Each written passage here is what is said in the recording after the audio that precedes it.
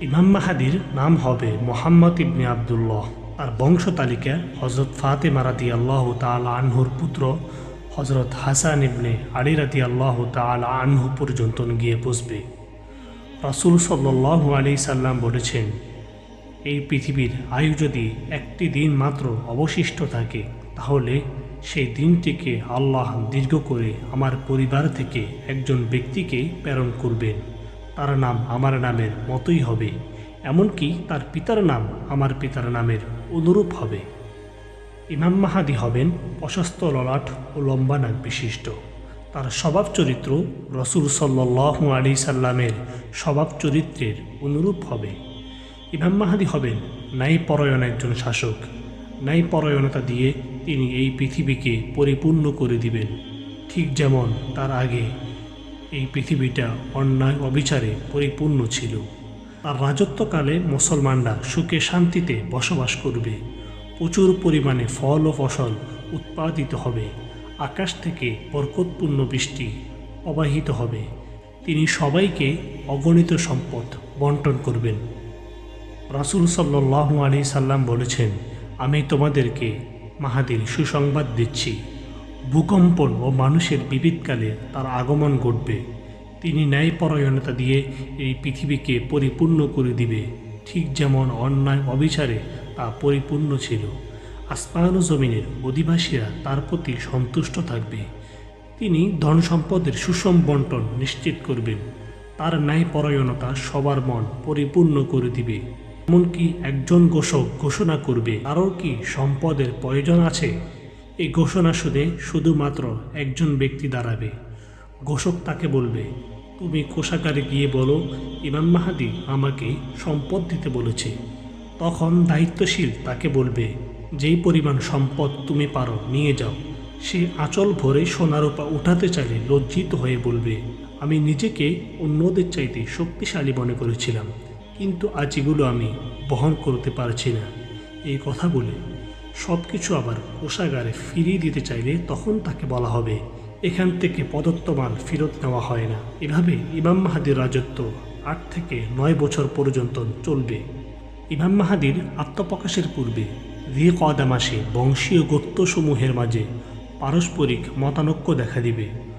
তাদের মাঝে প্রতিশ্রুতি ভেঙে দেওয়া হবে। ফলশ্রুতিতে হাজিদেরকে লুট করা হবে। মিনাপান্তরে যুদ্ধ সংগঠিত হবে। তাতে প্রচুর পরিমাণে হত্যাযজ্ঞ সৃষ্টি হবে। রক্তের বন্যা বয়ে যাবে। শেষ পর্যন্ত আকবাতুল জামরাতেও রক্ত বইতে থাকবে। পরিস্থিতি এই পর্যন্ত গিয়ে পৌঁছবে যে হজরত ইমামুল মাহাদি পালিয়ে কাবা শরীফের রুকুন ও মাকামে ইব্রাহিমের মাঝামাঝি স্থানে আসবে। অতঃপর তার ইচ্ছার বিরুদ্ধেই তার হাতে সকলকে বায়াত করা হবে। তাকে বলা হবে, আপনি আমাদের বায়াত নিতে অস্বীকার করলে আমরা আপনার গর্দান উড়িয়ে দিব। এরপর বদরের যোদ্ধাদের সংখ্যা পরিমাণ অর্থাৎ 313 জন লোক তার হাতে বায়াত গ্রহণ করবে। ইমাম মাহাদির প্রতি আসমান ও জমিনের বাসিন্দাগণ সকলেই খুশি থাকবে। এরপর হজরত জিবরাইল আলাইহিস সালাম আসমান থেকে ঘোষণা করবে, হাদা খলিফাতুল্লাহিল মাহদি ফাসমাউ ওয়া আতিউ। ইনি হচ্ছেন আল্লাহর খলিফা ইমামুল মাহদি, সুতরাং তোমরা তার কথা শোনো এবং আনুগত্য করো।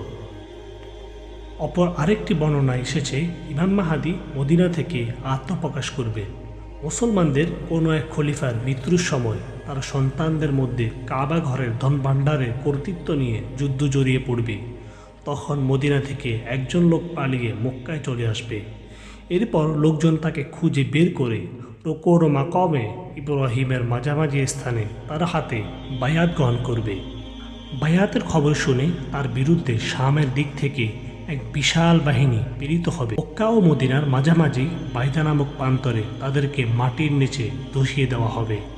বাহিনীর ধসের সংবাদ শুনে শাম ও ইরাকের নিষ্ঠাবান লোকেরা মক্কায় এসে রুকুন ও মাকামে ইব্রাহিমের মাঝামাঝি স্থানে তার হাতে বায়াত গ্রহণ করবে। এরপর কুরাইশ বংশের এক লোকের আবির্ভাব ঘটবে।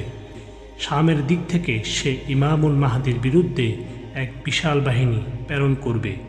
ইমাম মাহাদির সমর্থক ও সহযোগী মুসলিম বাহিনীর সাথে তার যুদ্ধ হবে। যুদ্ধে মুসলিম বাহিনী তাদের উপর বিজয় হবে এবং প্রচুর পরিমাণে যুদ্ধলব্ধ সম্পদ অর্জন করবে। এরপর ইমাম মাহাদি সেসব সম্পদ বন্টন করবেন।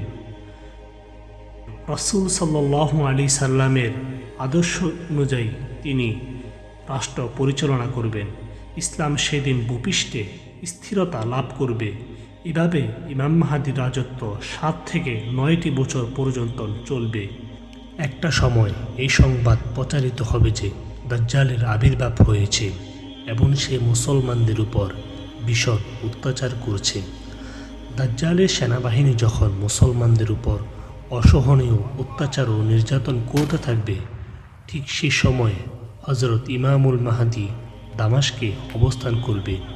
এই সময় দামাস্কের জুমা মসজিদের মুয়াজ্জিন আসরের নামাজের আজান দিলে মুসল্লিগণ জামাতের জন্য প্রস্তুত হবে। ঠিক এই সময় দুজন ফেরেশতার কাঁধে ভর করে হযরত ঈসা আলাইহিস সালাম মসজিদের পূর্ব দিকের মিনারের উপর অবতরণ করবেন এবং তিনি সেখান থেকে সিঁড়ি দেওয়ার জন্য মুসল্লিদেরকে আহ্বান করবেন। মুসল্লিগণ সিঁড়ি দিলে তিনি নিচে নেমে এসে হযরত ইমামুল মাহাদির সাথে মুসাফা করবেন। এরপর হযরত ইমামুল মাহাদি তাকে নামাজের ইমামতি করার অনুরোধ করবেন, কিন্তু হযরত ঈসা আলাইহিস সালাম তাতে অসম্মতি জানিয়ে বলবে, না, আমার জামানায় জামাতে নামাজ পড়ার বিধান ছিল না। আমি কোনো দিন কোনো জামাতের নামাজের ইমামতি করিনি। মাত্র দ্বীনে মুহাম্মদীতেই জামাতে নামাজ পড়ার ও জামাতে ইমামতি করার বিধান রয়েছে, সুতরাং আপনি ইমামতি করুন। অতঃপর হযরত ইমামুল মাহাদি ইমামতি করবে এবং হযরত ঈসা আলাইহিস সালাম তার পেছনে মুক্তাদি হয়ে আসরের নামাজ পড়বেন। এরপর হযরত ইমামুল মাহাদি দাজ্জালের আবির্ভাব ও মুসলমানদের উপর আলাপ আলোচনা করবেন। নামাজ শেষ হওয়ার পর হযরত ঈসা আলাইহিস সালাম বলবেন, তোমরা দরওয়াজা খোলো। উহার বিপরীত দিক থেকে দাজ্জাল অবস্থান করবে। তার সাথে 70,000 ইহুদি রয়েছে। তাদের প্রত্যেকের নিকটে তরবারি থাকবে।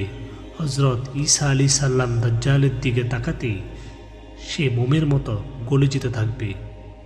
সে সময় সে পালানোর চেষ্টা করবে, কিন্তু হযরত ঈসা আলাইহিস সালাম তাকে বলবে, আমি তোমাকে একটি আঘাত করব, সেটা থেকে তুমি কিছুতেই রেহাই পাবে না। এদিকে হযরত ঈসা আলাইহিস সালাম দাজ্জালকে হত্যা করতে অগ্রসর হবেন। অপরদিকে মুসলিম সেনাগণ দাজ্জালের দলবলকে আক্রমণ করবে। পাপিষ্ঠ দাজ্জাল হযরত ঈসা আলাইহিস সালামকে দেখেই ঊর্ধ্বশ্বাসে দৌড়ে পালানোর চেষ্টা করবে, কিন্তু হযরত ঈসা আলাইহিস সালামের হাত থেকে সে নিষ্কৃতি পাবে না। একদিকে মুসলিম সেনাগণ দাজ্জালের সহচরকে পঙ্গপালের ন্যায় হত্যা করতে থাকবে। তখন তারা পাহাড় পর্বতে বন জঙ্গলে আশ্রয় গ্রহণ করতে থাকবে, কিন্তু মুসলিম সৈন্যদের হাত থেকে তারা কেউ রক্ষা পাবে না। তিনি পূর্ব দিকে অবস্থিত লুত প্রান্তে তাকে পাকড়াও করে হত্যা করবেন। এভাবে আল্লাহ তাআলা ইহুদিদেরকে পরাজিত করবেন। প্রস্তর, বৃক্ষ, প্রাচীর, চতুষ্পদ প্রাণী, যে কোনো বস্তুর আড়ালে ইহুদিগণ আশ্রয় গ্রহণ করুক না কেন, আল্লাহ তাআলা সেদিন সেগুলোকে বাসা দিয়ে দিবেন এবং তারা ডেকে বলল, ওহে আল্লাহর মুসলিম বান্দা, এই একজন ইহুদি, তাকে হত্যা করো। দাজ্জালের মৃত্যুর পর হযরত ঈসা আলাইহিস সালাম ও হযরত ইমামুল মাহাদি একত্রে দাজ্জালের অত্যাচারিত দেশসমূহের ভ্রমণ করে সর্বত্র শান্তি স্থাপন ও শাসন শৃঙ্খলা বিধান করবেন। তারা উভয়ই সেসব দেশের ইহুদি খ্রিস্টানদেরকে ইসলাম ধর্মে দীক্ষা গ্রহণের জন্য আহ্বান করবেন। যারা ইসলাম ধর্ম গ্রহণ করবে না তাদেরকে হত্যা করা হবে। ফলে তখন দুনিয়ার বুকে একজন অমুসলিমও বাকি থাকবে না।